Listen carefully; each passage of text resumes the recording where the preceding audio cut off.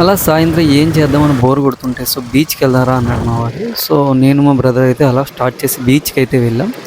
ఇదంతా beach view అనమాట. మాకు బీచ్ అయితే అరౌండ్ ఒక 3 కిలోమీటర్స్ అయితే ఉంటుంది. ఇక్కడ మీకు కనిపిస్తుంది కదా, అదంతా కూడా కన్స్ట్రక్షన్ చేస్తున్నాడు. ఇక్కడ ఒక ఫిషింగ్ హార్బర్ అయితే వస్తుంది.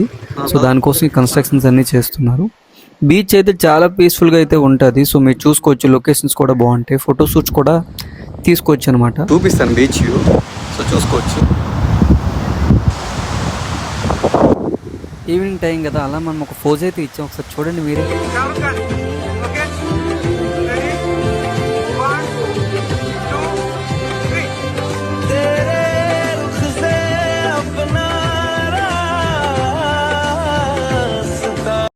ఒక 2-3 ఇయర్స్లో అయితే మనకి సిపియార్డ్ కూడా స్టార్ట్ అవుద్ది.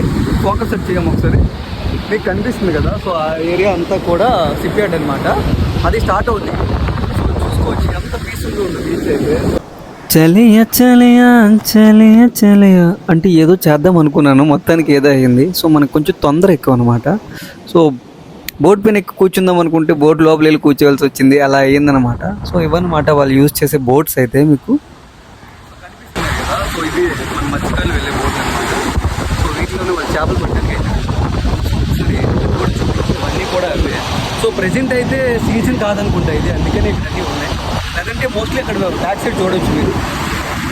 సో కనిపిస్తుంది కదా బ్యాక్ సైడ్, అన్నీ కూడా లంగర్స్ ఉన్నాయి. సో ప్రెజెంట్ అయితే దానికి వెళ్ళడం లేదు అనమాట.